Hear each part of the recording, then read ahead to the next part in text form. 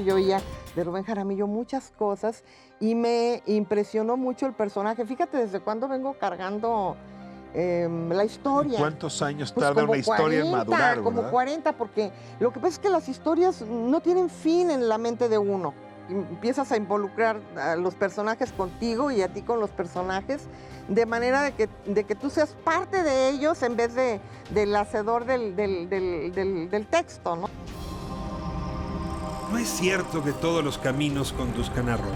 Los lugares donde podemos ir son casi infinitos. ¿Ya decidiste dónde quieres ir hoy?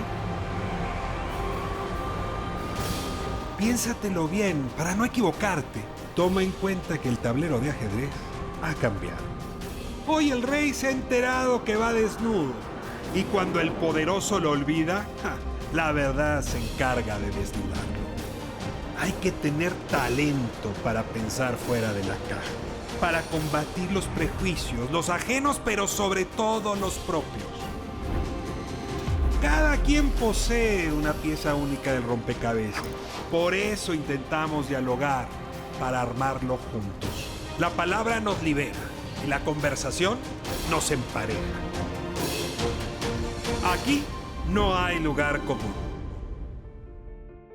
Estoy esta noche con Silvia Tomasa Rivera, me da muchísimo gusto que nos acompañe. Poeta veracruzana, qué gusto sería tenerle en este espacio. Y bueno, pues primero preguntarle, ¿cómo se siente más cómoda, escribiendo o hablando? No, pues escribiendo. ¿Sí? Sí, claro. Cada quien encuentra su género y es un género el suyo el de la poesía que ha encontrado gran versatilidad, sobre todo por la capacidad que tiene de contar largas o importantes historias.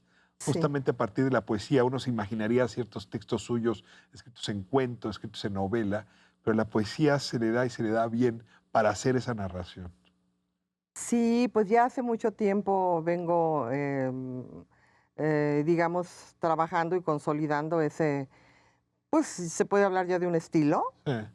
de, pues traer la historia y contarla en verso libre. ¿Cuál fue el primer texto que le ayudó a descubrir, digamos, esa beta? Pues hace, pues yo creo que desde el primer libro, desde Duelo de Espadas, son pequeñas historias y contadas también en verso. Duelo de Espadas es mi primer libro que se publicó, bueno, ahora sí que en el siglo pasado, que primero lo publicó la UNAM en un colectivo y luego el Fondo de Cultura Económica de aquellos tiempos. ¿Qué historia se incluía Pues de la era una espada? historia sobre mi infancia en la Huasteca veracruzana, la Ujú. tierra de mis padres, digamos, ¿no? Y Y eran entonces, personajes y sí, lugares.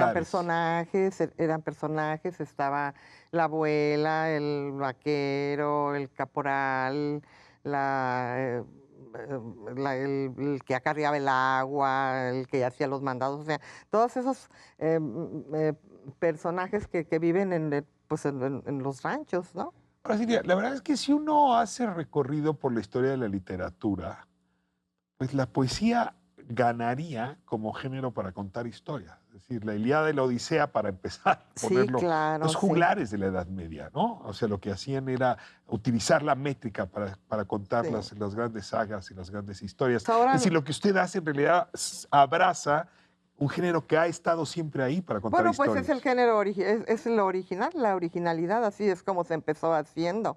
Yo realmente no estoy haciendo nada nuevo, lo único que estoy haciendo es volver a lo clásico, ¿no? Ahora, el suyo es el verso libre.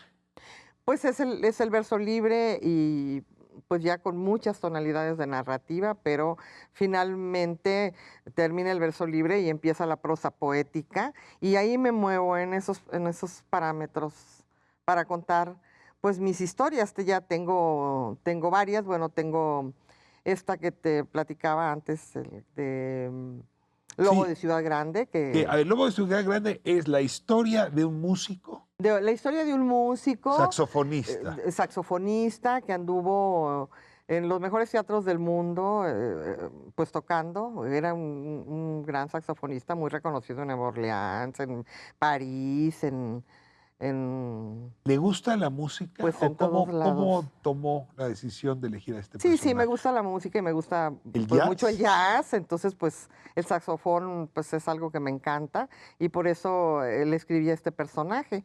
La Y lo música. traje a morir a las montañas, a pesar de que anduvo por todas partes del mundo, a causa de una adicción, murió en las montañas. Esa es toda una historia que está en el libro, ¿En cuáles montañas? pues las montañas de Tepoztlán.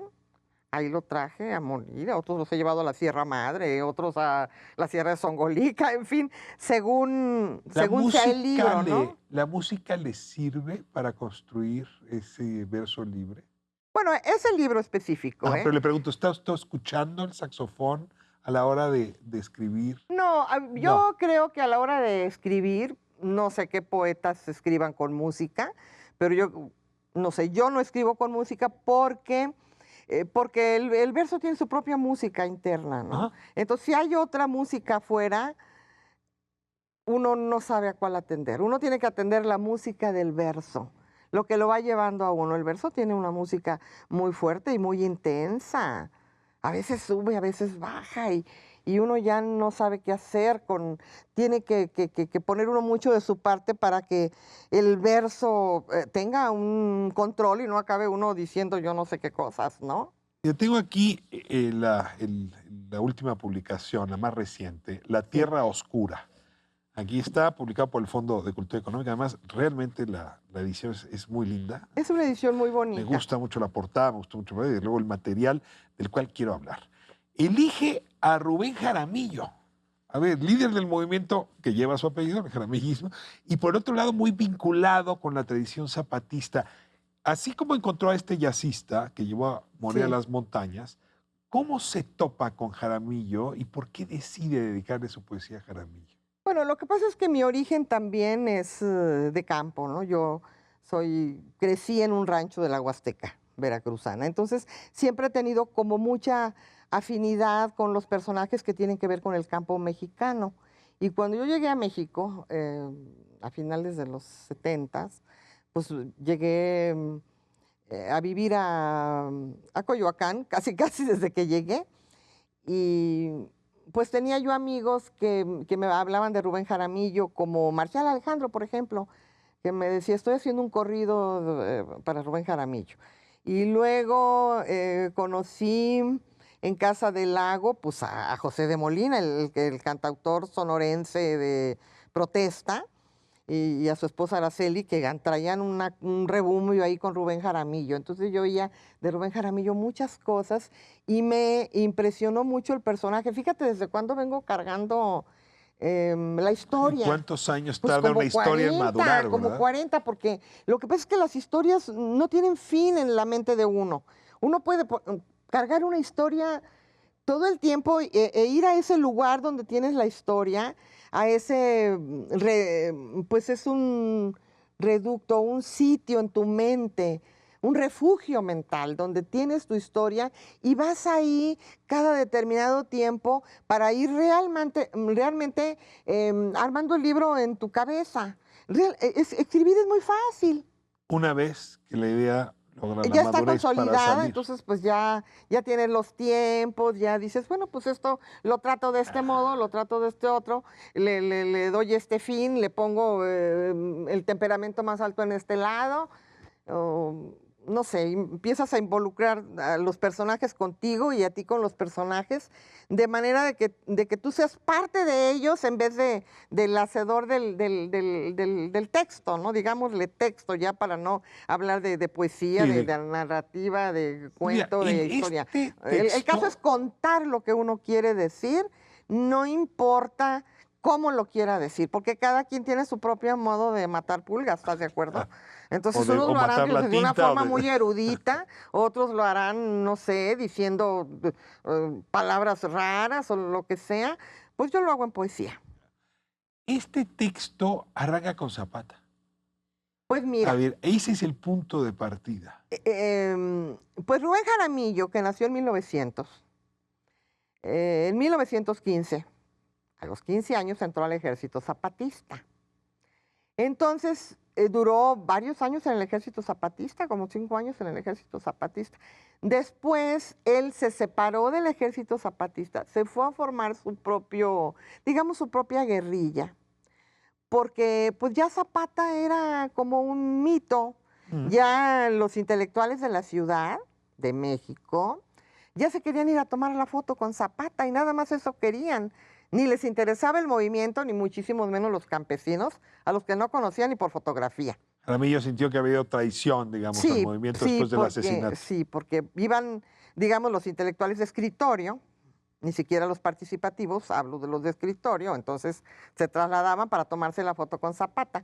Entonces Jaramillo dijo, esto no es la lucha, o sea, esto no es lo que se persigue, ni lo que quería Zapata, ni lo que quiero yo, ni mucho menos lo que quiere Otilio Montaño, ¿no? Ahora, Jaramillo en algún momento, por ejemplo, él promueve la candidatura de Ávila Camacho, que es una cosa que me llama la atención, es decir, si hay un momento que entra dentro de las filas de la construcción institucional. Ah, no, muchas veces. Fue el líder cañero muy importante y de pronto, en efecto, abre camino, lo cual lo llevaría a la muerte al final. Sí, lo que pasa es que él jugó las dos luchas y aquí en el libro está como muy claro que la lucha, mira, dice, guarden sus fusiles cada cual donde lo pueda volver a tomar. Y esto lo dijo en 1918.